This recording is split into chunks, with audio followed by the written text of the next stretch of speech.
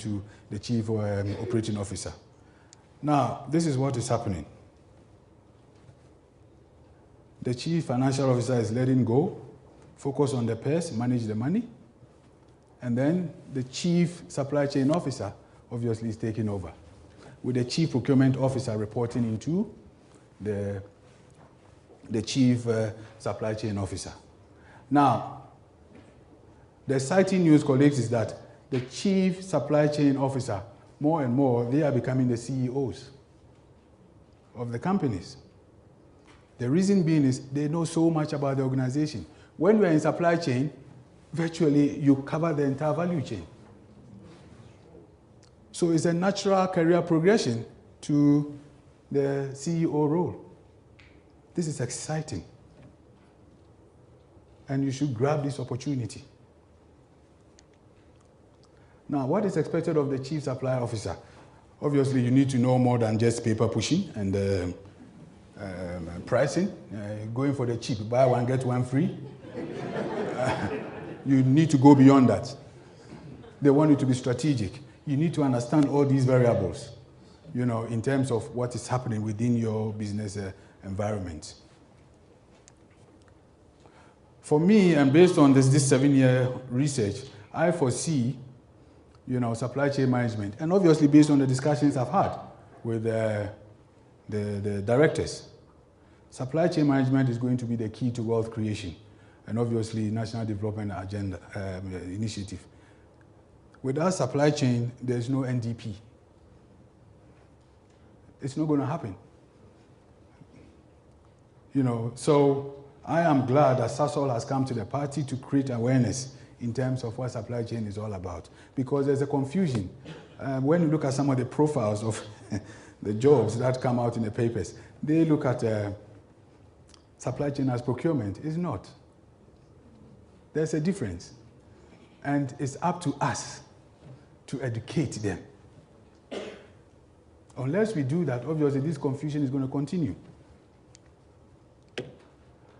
Now, in summary, colleagues, you know, CPO, because of what we did, was seen as a managerial role and not a C-suite role.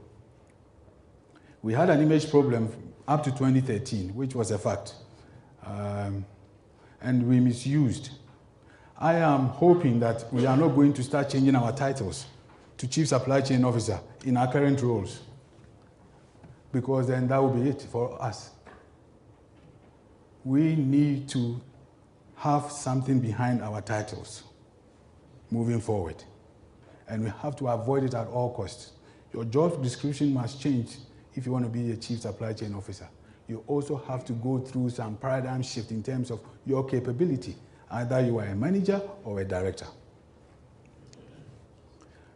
Now, I am happy because obviously there's been a dramatic shift. We've been called back. And what are we going to do about it? Today, it's not just about the total cost of ownership, it's the total cost of impact. When you buy, what is the impact? So anytime you want to renew your underwear, check where it's coming from. I'm not saying if there's no substitute in, made in Africa, you should go and don't wear any underwear, no. You need to check the impact, because we can easily revive the textile industry in Cape Town if we buy from our own. I'm not saying globalization is bad. Please don't get me wrong. I'm saying that we can build our own industries. We can support our own. And it doesn't necessarily have to be from South Africa. It can be from Botswana. It can be from Kenya. Africa is one. There's no ocean separating us. And we have resources. But yet there's so much poverty. It's because we don't act as a collective. I always say, and I want to be quoted on this, South Africa cannot go it alone. It will not work. Because this economy, you have 53 million people, 50% are below the poverty line. And when you even look at the statistics further, between 15 and 19, 60% are unemployed. Where's the market? You need to look north. And when you look north, it doesn't mean you always have to ship everything there. You can set up plants there. I've always maintained that South Africa can become the California of Africa. I've always said what South Africa started is a challenge for the continent. Proudly South African. Now, proudly Kenyan. Proudly Ghana. Proudly Botswana. Who's going to buy from who? We need to have made in Africa. Produced in South Africa. When you pick a product from the US, it says made in the United States. It doesn't say made in Chicago. When you pick a product from India, it says made in India. It doesn't say made in Uttar Pradesh. When you pick a product from China, it doesn't say made in Beijing. It says made in China. We need one brand. That will break the barriers. And this is the ideas that we need to take into the boardroom to convince our leaders and policymakers, because they set off on a journey which is very dangerous for our kids. And when this is happening, guess who?